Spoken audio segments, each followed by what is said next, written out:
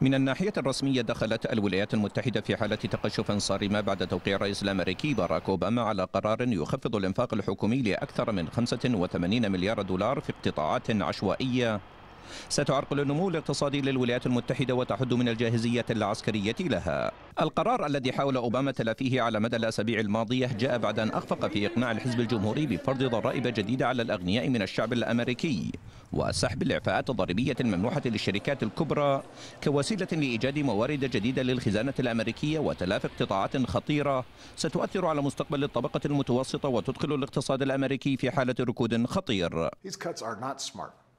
They'll hurt our economy and cost us jobs. And Congress can turn them off at any time, as soon as both sides are willing to compromise.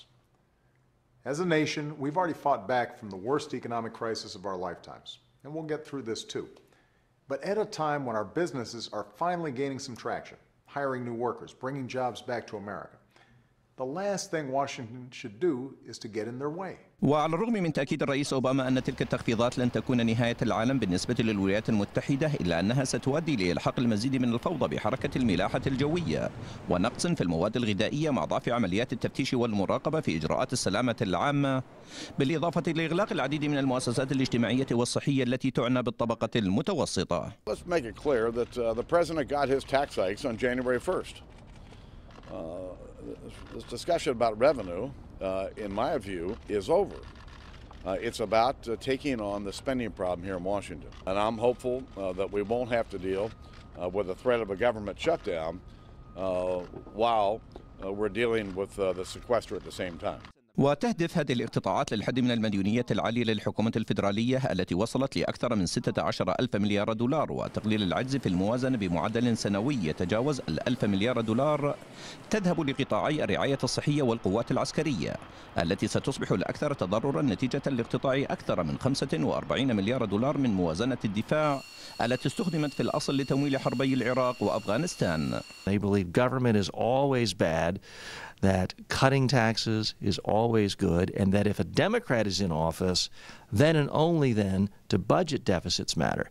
Of course, when George Bush was in office, they were more than happy to dramatically increase deficit spending, to cut taxes without cutting spending, and to start wars without raising taxes. So it is only when Democrats are in the office of the White House that Republicans are concerned about debts and deficits. ومع أن تلك التخفيضات تعتبر جزءا يسيرا من إنفاق حكومي سنوي يصل ل4,000 مليار دولار، إلا أن الأكثرية من موظفي الحكومة الفيدرالية هم الذين سيشعرون بتلك الاقتطاعات بعد تراجع أكيد في سلم الرواتب وساعات العمل الرسمي وتسريح لأكثر من 750 ألف موظف، من بينهم أكثر من 50 ألف شخص في قطاع التعليم، بالإضافة لارتفاعات كبيرة في أسعار السلع والخدمات الرئيسية التي تشرف عليها الدولة وأهمها المواصلات العامة. I have friends that lose their jobs all the time.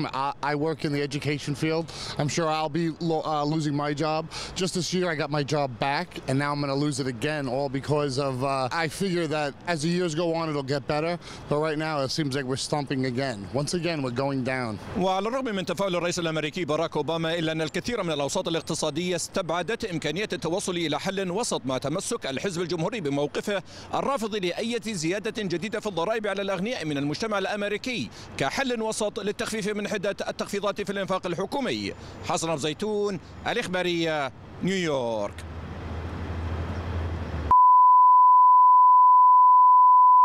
وعلى الرغم من تفاؤل الرئيس الأمريكي باراك أوباما، إلا أن الكثير من الأوساط الاقتصادية استبعدت إمكانية التوصل لحل وسط مع تمسك الحزب الجمهوري بموقفه الرافض لأي زيادة جديدة في الضرائب على الأغنياء من المجتمع الأمريكي كحل وسط للتخفيف من حدة التخفيضات في الإنفاق الحكومي.